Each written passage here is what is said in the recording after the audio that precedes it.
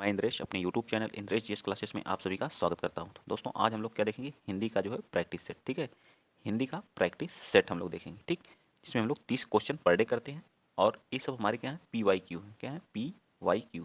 ठीक, UP TET, CTET, UP TET, UP TET और STET के लिए हमारा क्या है, मोस्ट इंपॉर्टेंट है हमारी क्लास है, बहुत ही महत्वपूर्ण है। और जैसे यूपी पुलिस का एग्जाम हो गया, उसमें भी हिंदी तो यहीं से आएगी जो है, तो यूपी पुलिस वाले भी देख सकते हैं इस क्लास को जो। तो सारी चीज़ें, क्योंकि इसमें व्याकरण वाली चीज़ें आती हैं, तो आप लोग देख सकते हैं। ठीक, चलिए चलते हैं आज का पहला क्वेश्चन देखते हैं। पहला क्वेश्चन क्या करा है, क्वेश्चन नंबर 114 करा है, बाल की खाल निकालना। मुहावरे का इसका क्या करना है, हमें अर्थ बताना। किसी बाल की खाल निकालने का अर्थ क्या होता है? बढ़ा चढ़ा कर बात करना, बिल्कुल गलत बात है। गुण दोष की परख करना, ये भी बात क्या है, गलत है। ठीक है, बहुत मीन मेख निकालना। ठीक है, बहुत मीन मेख, बाल की खाल निकालने का मतलब क्या होता है, बहुत मीन मेख निकालना होता है। ठीक है, इस तरह से हमारा कौन सा सी पार्ट क्या आ जाएगा, राइट आंसर आ जाएगा। ठीक, ऐसे ऐसे आसान आसान क्वेश्चन पूछे जाते हैं परीक्षाओं में, और आप आसानी से जो है वहाँ पे सारे क्वेश्चन को क्या कर सकते हैं, कर सकते हैं। ठीक, चलिए नेक्स्ट क्वेश्चन, क्वेश्चन नंबर आप लोग के सामने 115 आ गया। 115 बताइए, 4 दिन की चांदनी फिर अंधेरी रात, इस लोकोक्ति का क्या करना है, हमको अर्थ बताना है। ठीक, तो क्या है, पहला ऑप्शन कह रहा है कि थोड़े दिन का सुख, थोड़े दिन का सुख, चांद ना दिखाई देना, 4 दिन का चांद दिखाई देना, सुख ही सुख, 4 दिन की चांदनी फिर अंधेरी रात, ये लोगों मतलब थोड़े दिन का सुख क्या होगा, ये पार्ट हमारा इसका राइट हो जाएगा। ठीक है, 115 का राइट आंसर क्या हो जाएगा, ये पार्ट हमारा क्या हो जाएगा, क्योंकि नहीं लोग कहते हैं 4 दिन की चांदनी फिर अंधेरा अंधेरी रात, मतलब कि थोड़े दिन का सुख है, फिर वैसा ही हो जाएगा। ठीक, तो इस तरह से हमारा क्या हो जाएगा, ये पार्ट राइट हो जाएगा। ठीक, चलिए आगे चलते हैं। नेक्स्ट क्वेश्चन, क्वेश्चन नंबर है आप लोग का 116। बताइए, साहित्य में रस का क्या अर्थ होता है? जो हमारा साहित्य होता है उसमें रस का क्या अर्थ होता है? तो साहित्य में रस का अर्थ होता है क्या, आनंद लेना, या फिर जो होता है किसी फल का स्वाद, साहित्य से मिलने वाली आनंद भूति। बताइए 116 का राइट आंसर तो हमारा राइट होगा क्या, साहित्य से मिलने वाली जो आनंद भूति होती है उसी को हम लोग क्या कहते हैं, रस कहा जाता है। ठीक है, रस के टोटल कितने प्रकार होते हैं? तो रस हमारे जो होते हैं 9 प्रकार के होते हैं। ठीक है, कितने प्रकार के होते हैं? 9 प्रकार के होते हैं। रस की संख्या कितनी है? टोटल 9 है। ठीक, चलिए आगे चलते हैं। नेक्स्ट क्वेश्चन नंबर 117 बताइए। 117 का रहा, दोहा छंद में कितने चरण होते हैं, बताएंगे आप लोग।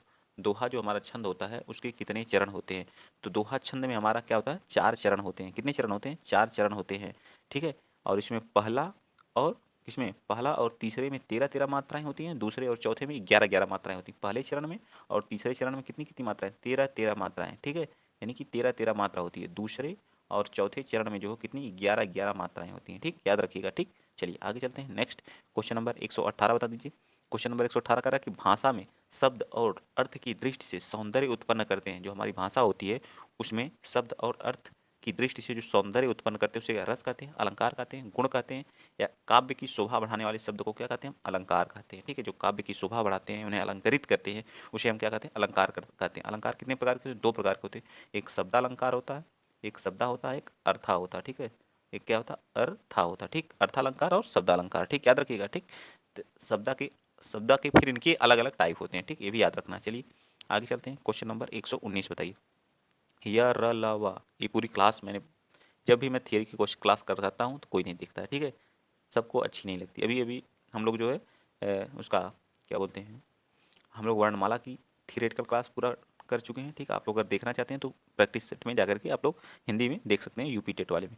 वर्णमाला की हो चुकी है, और किसकी हुई है बताइए, समाज की हुई है। ठीक है, समाज की भी हम लोगों ने किया, लेकिन कोई सपोर्ट नहीं, तो मैंने कहा ठीक है प्रैक्टिस सेट ही कराता हूँ। तो यह र लावा किस प्रकार के व्यंजन है बताइए। तो यह जो है, यह र लावा जो हमारे होते हैं किस तरह के व्यंजन होते हैं, अंतस्थ व्यंजन होते हैं। ठीक है, अंतस्थ व्यंजन। टोटल जो हमारे वर्ण होते हैं उनकी संख्या कितनी है, 52 है, जिसमें 11 हमारे क्या है, 11 स्वर हैं, और 30 कितने हैं, बाकी जो बचे हुए हैं वो हमारे क्या हैं बताइए, जो बाकी बचे हुए हैं हमारे क्या है, व्यंजन है। ठीक, चलिए आगे चलते हैं। नेक्स्ट अगला क्वेश्चन, क्वेश्चन नंबर आप बता दीजिए 120। निम्नलिखित में से कौन सा शब्द जो है स्त्रीलिंग है बताइए। तो अच्छा और अच्छी का प्रयोग करके आप लोग क्या कर सकते हैं, या फिर जो वाक्य बना करके आप जो स्त्रीलिंग और नपुंसकलिंग पुल्लिंग निकाल सकते हैं। ठीक, अच्छा मित्र, अच्छा मित्र, अच्छा मित्र होता है। ठीक, तो एक अच्छा इसमें लगा तो ये क्या हो जाएगा, हमारा पुल्लिंग होगा। ठीक है, क्या होगा, पुल्लिंग होगा। ठीक, मित्र जो पुल्लिंग। त्योहार आ गया है, आ गई है नहीं, त्योहार आ गया है, तो ये भी हमारा क्या हो जाएगा, पुल्लिंग हो जाएगा। ये भी हमारा क्या होगा, पुल्लिंग होगा। कार्य करना है, कृपा बरस रही है, कृपा बरस रही है, देखिए स्त्रीलिंग है कि नहीं, तो कृपा ही हमारा क्या हो जाएगा, राइट हो जाएगा। ठीक है, कृपा हमारा क्या होगा, स्त्रीलिंग होगा। चलिए नेक्स्ट चलते हैं। क्वेश्चन नंबर 121 बताइए, वचन किसका बोध कराता है? जो हमारा वचन होते हैं वो किस चीज़ का बोध कराते हैं? तो वचन एक हमारा क्या होता है, विकारी शब्द होता है। वचन क्या हमारा है, एक विकारी शब्द है। ठीक है, सबसे पहली बात तो ये याद रखेंगे। हिंदी में वचन 2 प्रकार के होते हैं, एक एक वचन होता है, एक वचन होता है और एक क्या होता है, बहुवचन होता है। एक क्या होता है, बहुवचन होता है। जहाँ एक व्यक्ति का बोध होता है वहाँ एक वचन होता है, जहाँ बहुत सारे लोगों का बोध होता है वहाँ क्या होता है, बहुवचन होता है। ठीक है, एक से अधिक लोगों का जहाँ पे बोध होता है वहाँ बहुवचन होता है। ठीक, तो हमें क्या वचन किसका बोध कराता है, तो वचन प्राणी या वस्तु के एक या अनेक होने का क्या करता है, बोध कराता है। तो इस तरह से हमारा ए पार्ट राइट, 121 का राइट आंसर हमारा ए पार्ट हो जाएगा। चलिए नेक्स्ट चलते हैं, क्वेश्चन नंबर 122। 122 बताइए, उसने टेढ़ी चाल चली, वाक्य में कौन सा कारक है, उसने, कर्ता, ने, तो मतलब इसमें कौन सा, कर्ता, ने, तो क्या आएगा, इसका आंसर क्या आ जाएगा 22 का, बताइए 22 का आंसर क्या आ जाएगा, 122 का। उसने टेढ़ी चाल चली, बताइए उसने टेढ़ी चाल चली में क्या आ जाएगा, कर्ता ने। तो उसने, उसने का मतलब कर्ता ने, इसमें कर्ता, कर्ता कारक में इसका चिन्ह जो होता है कर्ता ने, अधिकरण का क्या होता है में, पै, और क्या होता है, पर होता है। ठीक है, संबंध का क्या होता है, का, की, का, की, के, ठीक है, और नानी ने, कर्म का, कर्ता ने कर्म को होता है, इसका क्या होता है, कर्म का को होता है। ठीक, बस इतना आप लोग याद रखिए, सबके चिन्ह आपको क्या होना चाहिए, याद होना चाहिए। चलिए नेक्स्ट चलते हैं, क्वेश्चन नंबर 123 बताइए। 123 का रहा है कि निम्नलिखित में से किस वाक्य में सर्वनाम का प्रयोग हुआ है, बताइए। आज बरसात होगी, मैं कल दिल्ली जा रहा हूँ, घर का काम कर लो, सीता और राम वाहन है। तो इसमें क्या है, सीता और राम क्या है, सब हमारी क्या है, संज्ञाएं हैं। ठीक, और मैं, यहाँ मैं जो यूज किया गया है यह एक क्या है, तो हमारा बी पार्ट क्या आ जाएगा, सर्वनाम है। ठीक है, सर्वनाम है। ठीक, सर्वनाम है। ठीक, मैं जो है एक पुरुषवाचक सर्वनाम, सर्वनाम के कितने भेद होते हैं, तो टोटल 6 हमारे क्या होते हैं, सर्वनाम होते हैं। ठीक है, पुरुषवाचक, निश्चयवाचक, अनिश्चयवाचक, निजवाचक। ठीक है, पुरुषवाचक, निश्चयवाचक, अनिश्चयवाचक, निजवाचक, प्रश्नवाचक, और एक क्या होता है बताइए, और एक क्या गुणवाचक होता है। ठीक है, क्या होता है, गुणवाचक होता है। चलिए आगे चलते हैं, नेक्स्ट क्वेश्चन नंबर अगला बताएंगे आप, 124 बता दीजिए। कह रहा है कि विशेषण किस शब्द की विशेषता बताता है, जो विशेषण होता है उस संज्ञा की, कारक की, क्रिया की या वचन की। तो जो हमारे विशेषण होते हैं वो किसकी, तो हमारे संज्ञा और सर्वनाम की विशेषता बताते हैं। और किसकी बताते हैं, सर्वनाम की। संज्ञा और सर्वनाम की क्या करते हैं, विशेषता बताने वाले शब्दों को क्या कहा जाता है, विशेषण कहा जाता है। ठीक, चलिए आगे चलते हैं, नेक्स्ट क्वेश्चन नंबर आप बताएंगे 125। 125 क्या कह रहा है, कर्म, कर्म के आधार पर क्रिया कितने प्रकार की होती है, कर्म के आधार पर क्रिया हमारी क्या होती है, 2 प्रकार की होती है। कितने प्रकार की होती है, 2 प्रकार की होती है। कौन कौन सी, सकर्मक, सकर्मक, और एक क्या होती है, अकर्मक। कौन सी होती है, एक अकर्मक। ठीक है, अकर्मक। सकर्मक में कर्म के, जो जिस क्रिया में कर्म आते हैं और जिसमें कर्म नहीं रहते हैं उसे अकर्मक कहा जाता है। ठीक है, ये भी याद रखिएगा। तो कितनी, 2 होती है, तो डी पार्ट हमारा इसका राइट हो जाएगा। ठीक है, चलिए आगे चलते हैं, क्वेश्चन नंबर आप बताएंगे 126। देखिए कितने महत्वपूर्ण क्वेश्चन पूछे हुए, हर एक परीक्षा में क्वेश्चन क्या किए जाते हैं, पूछे ही जाते हैं, किसी न किसी परीक्षा में जरूर क्वेश्चन पूछे जाते हैं। तो बताइए, व्याकरण में काल का अर्थ क्या होता है, जो हमारा काल होता है उसका अर्थ क्या होता है, जो व्याकरण होता है उसमें काल का अर्थ क्या होता है, तो काल का अर्थ अर्थात क्या होता है, समय। क्या होता है, समय, समय। ठीक है, समय होता है, इसका मतलब क्या होता है, यह यूपी टेट में भी पूछा गया है, यूपी पुलिस में भी पूछा गया है। ठीक है, यूपी पुलिस में भी पूछा गया है क्वेश्चन, ये क्वेश्चन 100% किसी न किसी एग्जाम में पूछा जाता है। तो हमारे जो काल होते हैं वो हिंदी में कितने प्रकार के होते हैं, 3 प्रकार का ही, हमारे कितने होते हैं, 3 प्रकार के। एक क्या होता है, वर्तमान काल होता है। ठीक है, वर्तमान, भूत, और एक क्या होता है, भविष्य काल। क्या होता है, भविष्य काल। ठीक, 3 प्रकार के हमारे काल होते हैं हिंदी में। चलिए नेक्स्ट बताइए, 127। कह रहा कि यह ताले की चाबी है, रेखांकित में कौन सा कारक है, यह ताले की चाबी है, ताले की चाबी है। तो यहाँ कौन सा है, आपादान कारक है, कर्ता कारक है, करण कारक है, संप्रदान कारक है, कौन सा। 127 का राइट आंसर बताएंगे आप, बताइए जल्दी फटाफट। 127 का बताइए, 127 का राइट आंसर करण कारक है, करण कारक है, यह ताले की चाबी है। ठीक है, ताले की चाबी में कौन सा करण कारक आएगा, हमारा क्या आ जाएगा, करण कारक। चलिए नेक्स्ट चलते हैं, अगला क्वेश्चन, क्वेश्चन 128 बताइए। क्वेश्चन 128 क्या कर रहा है कि निम्नलिखित में से कौन सा शब्द पुल्लिंग है, बताइए। भावदीय, डिबिया, साध्वी या संचालक। बताइए, अच्छा और अच्छी का प्रयोग करके आप क्या कर सकते हैं, बता सकते हैं। बताइए, तो संचालक हमारा क्या है, यहाँ पे पुल्लिंग है। बाकी डिबिया, या, ठीक है, साध्वी, साधु से साध्वी बनता है। भाव, भाव का क्या हो जाता है, भवदिया हो जाता है, ये भी हमारा स्त्रीलिंग है, ये भी हमारा स्त्रीलिंग है। लेकिन संचालक का क्या हो जाएगा, हमारा संचालक हमारा क्या आ जाएगा, संचालक हमारा जो पुल्लिंग आ जाएगा। ठीक है, चलिए आइए चलते हैं नेक्स्ट क्वेश्चन नंबर आप बता दीजिए, कौन सा, 129। निम्नलिखित में से कौन सा शब्द जो तत्सम शब्द नहीं है, बताइए। शोक, पृथ्वी, परख, चंद्र। बताइए कौन सा हमारा क्या है, तो क्या आ जाएगा, बताइए। क्वेश्चन नंबर 129 का राइट आंसर क्या आ जाएगा, परख। परख हमारा क्या है, ये हमारा तत्सम नहीं है, ये क्या है, तद्भव है। ठीक है, क्या है, तद्भव। चंद्र का क्या आ जाएगा, चांद आ जाएगा। ठीक है, चंद्र का जो है, इसका जो है, जो तद्भव आता है वो क्या आता है, चांद आता है। ठीक है, चांद। ठीक है, ठीक, चलिए। पृथ्वी का क्या आ जाएगा, धरती आता है। क्या आता है, धरती।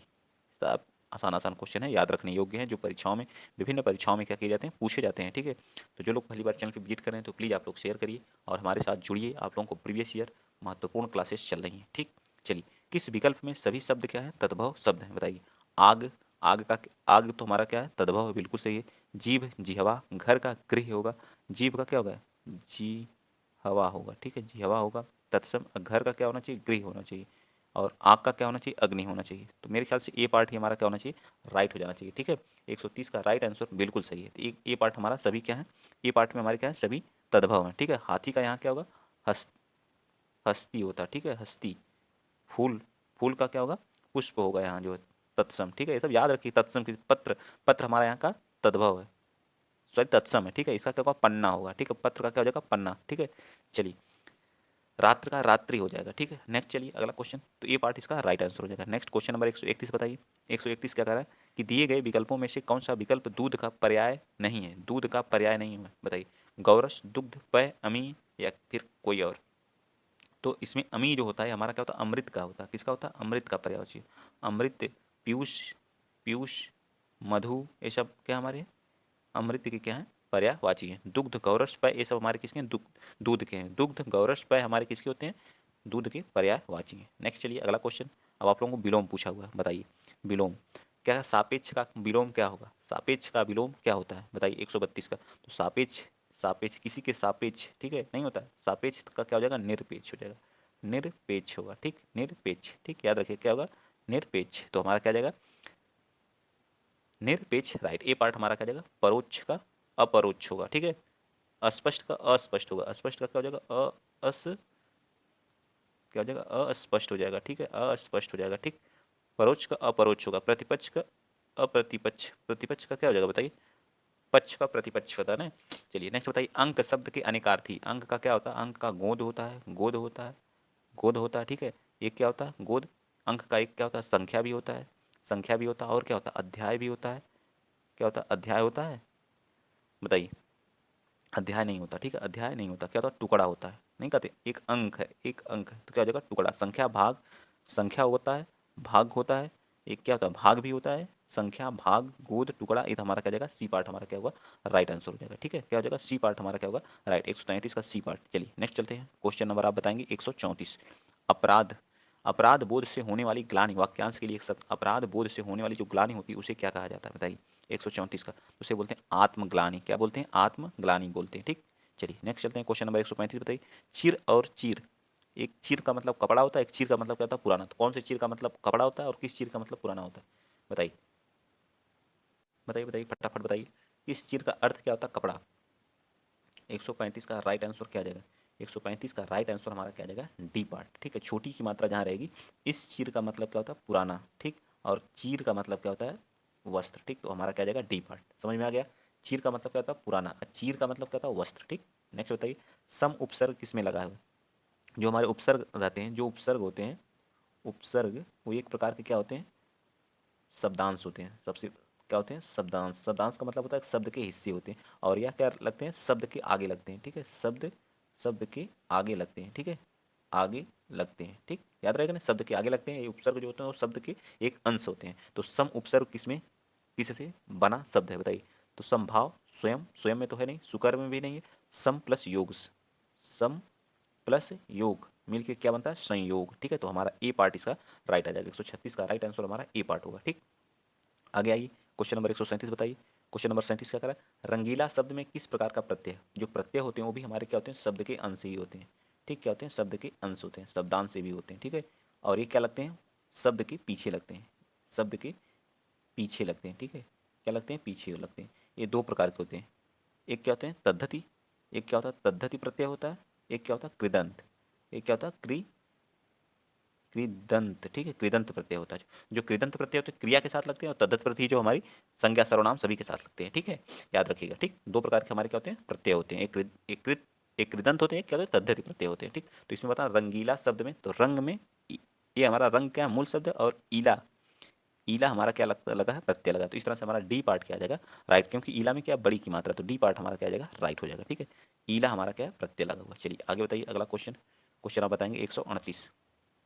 सूर्योदय, सूर्योदय में कौन संधि से भर भर के क्वेश्चन पूछा जाता है, ठीक है। सूर्योदय में कौन सी संधि है? संधि हमारी कितनी प्रकार की होती है? 3 प्रकार की होती है, ठीक है। एक क्या होती है? स्वर, स्वर संधि। एक कौन सी होती है? व्यंजन होती है, व्यंजन संधि होती है। और एक क्या होती है हमारी? विसर्ग संधि होती है, ठीक है। स्वर संधि के कितने भेद होते हैं? 5 भेद होते हैं, ठीक। कितने भेद होते हैं? 5 भेद होते हैं, ये भी याद रखेंगे। तो इस सूर्योदय, तो इसका जब संधि विच्छेद करेंगे तो क्या आ जाएगा? सूर्य, सूर्य प्लस उदय, सूर्य प्लस उदय, मतलब इसका अ प्लस उ मिलके क्या हो जाता? ओ हो जाता। तो यह किस कंडीशन में होता है? तो हमारे यहाँ गुण संधि में होता है। किस में होता है? तो यह हमारी गुण संधि में होता है। तो इस तरह से हमारा ए पार्ट क्या आ जाएगा? राइट आंसर आ जाएगा, ठीक है। आ और उ मिलके जब ओ हो जाते हैं तो हमारा कौन सी हो जाती है? गुण संधि हो जाती है। चलिए नेक्स्ट क्वेश्चन नंबर 139 बताइए। 139 बताइए, शुद्ध वाक्य का चयन कीजिए।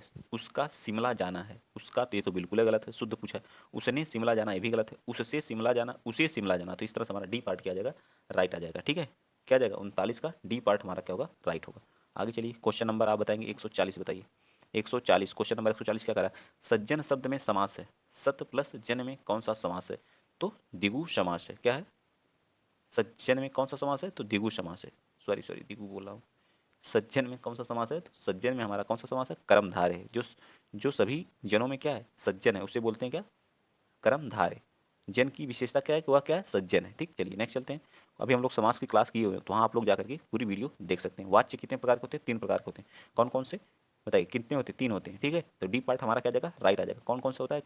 एक कृतवाच्य होता है, एक कृतवाच्य, एक कृतवाच्य, एक कर्मवाच्य, एक भाववाच्य। 3 हो गए, याद रखिएगा। कृत, कर्म, भाव। जहाँ कर्ता की प्रधानता होती है वहाँ कृतवाच्य होता है, जहाँ कर्म की प्रधानता होती है वहाँ कर्म, जहाँ भाव की प्रधानता होती है वहाँ भाववाच्य होता है, ठीक। वॉइस, इसे इंग्लिश में हम voice, active voice, passive voice. उसी तरह से हिंदी में 3 वाच्य होते हैं, वॉइस होते हैं, जिसे बोलते हैं कृत, कर्म और भाव, ठीक। नेक्स्ट चलिए अगला क्वेश्चन 142 बताइए। वह दिन भर पढ़ता है, वह दिन भर पढ़ता है, रेखांकित शब्द का अव्यय भेद बताइए। कौन सा अव्यय भेद है? दिन भर बताइए। अव्यय भेद है तो हमारा क्या है? दिन भर। तो एक किस चीज़ का है? यहाँ पे कोई ऑप्शन नहीं है, ना ही ये है ना ही ये है। तो ये हमारा कौन सा? संबंध है। क्या है? संबंध है, ठीक है। यहाँ लिख लीजिएगा क्या है? संबंध। दिन भर पढ़ता है तो ये क्या है? संबंध, संबंध बोधक अव्यय है, ठीक है। क्या करेंगे? संबंध बोधक, बस दिन भर जो पढ़ता है यहाँ जो, वो संबंध बोधक अव्यय है। नेक्स्ट चलिए क्वेश्चन नंबर 143 बताइए। कोष्टक बताइए, कितना आसान क्वेश्चन है। कोष्टक में दिए गए विराम चिन्ह का नाम बताइए। कोष्टक में जो विराम चिन्ह है उसका नाम बताइए। इसकी कौन सा विराम चिन्ह? तो ये विस्मयादि बोधक चिन्ह का प्रयोग किया गया। विस्मयादि बोधक चिन्ह, पूर्ण विराम, क्वेश्चन मार्क, अल्प विराम, ठीक है। एक है हमारा अल्प विराम, ठीक। चलिए नेक्स्ट चलते हैं। अगला क्वेश्चन, क्वेश्चन 144 बताइए। विराम से क्वेश्चन 100% रहेगा। निम्नलिखित में से रीतिकाल के कवि कौन है? बताइए रीतिकाल के कवि कौन है? तो कवि वृंद जी हैं। कौन है? कवि वृंद जी हमारे क्या है? रीतिकाल के क्या है? कवि हैं, ठीक है। रीतिकाल के कवि कौन है? कवि वृंद जी। कामायनी किसकी रचना है? कामायनी जो है किसकी? जयशंकर प्रसाद की। किसकी है? जयशंकर प्रसाद की है, ठीक है। जयशंकर प्रसाद जी की है। चलिए आगे हमें गद्यांश दिया गया है, गद्यांश के पढ़कर हमको क्या करना है? उसका आंसर देना है। चलिए गद्यांश को पढ़ते हैं और उसका आंसर देते हैं, ठीक। कह रहा है कि कविता के मर्मज्ञ और रसिक, कविता के मर्मज्ञ और रसिक, रसिक स्वयं कवि से अधिक महान होते हैं। संगीत के, क्या कह रहा है? संगीत के पागल सुनने वाले ही स्वयं संगीतकार से अधिक संगीत का रसास्वादन करते हैं। यहाँ पूज्य नहीं पुजारी ही श्रेष्ठ हैं। यहाँ सम्मान पाने वाले नहीं सम्मान देने वाले महान होते हैं। स्वयं पुष्प में कुछ भी नहीं है, पुष्प का सौंदर्य उसे देखने वाले ही दृष्टि में है। दुनिया में कुछ भी नहीं है, जो कुछ भी है वह हमारी चाह में, हमारी दृष्टि में, हमारी चाह में, हमारी दृष्टि में। यह अद्भुत भारतीय व्याख्या अजीब सी लग सकती है, पर हमारे पूर्वज सदा इसी पथ के क्या थे? पथिक थे। क्या थे? इसी पथ के पथिक थे। उत्तम गुरु में जाति भावना भी नहीं रहती है। उत्तम गुरु में जो जात की क्या भावना नहीं रहती है। कितने ही मुसलमान पहलवान के हिंदू चेले रहे हैं। कितने ही मुसलमान पहलवानों के हिंदू क्या चेले रहे हैं। हिंदू संगीतकारों के मुसलमान शिष्य रहे हैं। यहाँ परख गुण की, साधना की और प्रतिभा की होती है। भक्ति और श्रद्धा की ही कीमत है, ना कि जाति और संप्रदाय की, आचार विचार या धर्म की। मुझे पढ़ाया लिखाया था एक विद्वान मुसलमान ने ही, और आज मैं जिस स्थान पर पहुंचा हूँ, जो सम्मान और प्रतिष्ठा मुझे मिली है, सबका श्रेय मेरे लिए उन्हीं गुरु का है, ठीक। तो अब देखिए इसमें क्या जो हमारे क्वेश्चन इससे बने हैं उनको देख लेते हैं। कविता का मर्मज्ञ तथा रसिक कौन हो सकता है? तो कविता का मर्मज्ञ और जो रसिक है वह कौन है? जो कविता के मर्म और को समझ करके उसके रस में डूब जाता है, उसी को बोलते हैं मर्मज्ञ और रसिक, ठीक। ये पार्ट क्या हो जाएगा? राइट। नेक्स्ट बताइए क्वेश्चन नंबर 147। पुष्प का सौंदर्य किसमें है? जो हमारा पुष्प है उसका सौंदर्य किसमें है? तो पुष्प का सौंदर्य देखने वालों की दृष्टि में है, ठीक है। देखने वालों की दृष्टि में, बी पार्ट। नेक्स्ट चलिए क्वेश्चन नंबर 148 बता दीजिए। कह रहा कि अच्छा गुरु अपने शिष्य में देखता है, तो जो अच्छा गुरु होता है वो अपने शिष्य में क्या देखता है? भक्ति तथा श्रद्धा देखता है। क्या देखता है? भक्ति तथा श्रद्धा को देखता है। चलिए 149, पथ शब्द का उचित समानार्थी क्या होता है? तो पथ शब्द का उचित, पथ का मतलब क्या होता है? मार्ग, रास्ता, ठीक है, मार्ग और रास्ता। लास्ट क्वेश्चन आज के, आप लोग बताएंगे कितने क्वेश्चन आपके सही हुए हैं। बहुत ही बेहतरीन और अच्छा प्रैक्टिस सेट और कंटेंट आप लोगों को प्रोवाइड किया जा रहा है, तो प्लीज़ आप लोग वीडियो को शेयर कर दिया करिए, चैनल को सब्सक्राइब भी कर लिया करिए, ठीक है। जो सम्मान और प्रतिष्ठा मुझे मिली है उस सबका श्रेय मेरे गुरु, मेरे उन्हीं गुरु को है। कथन से कौन सा भाव प्रकट होता है? इस कथन से गुरु के प्रति क्या श्रद्धा का भाव क्या होता है? प्रकट होता है। तो डी पार्ट हमारा क्या जाएगा? राइट आ जाएगा। आप बताएंगे आपके कितने क्वेश्चन सही होंगे। अगर आपकी अच्छी तैयारी है तो आप अच्छा से अच्छा करके आएंगे। टोटल हम लोगों ने कितने क्वेश्चन किया? 50, टोटल हम लोग 36 क्वेश्चन किए हैं, ठीक है। आप बताएंगे कितने आपके सही हुए। आज के लिए इतना ही। अगर वीडियो अच्छा लगा तो प्लीज़ वीडियो को शेयर कर दीजिएगा, चैनल को कर लीजिएगा सब्सक्राइब भी कर लीजिएगा। जय हिंद, जय भारत।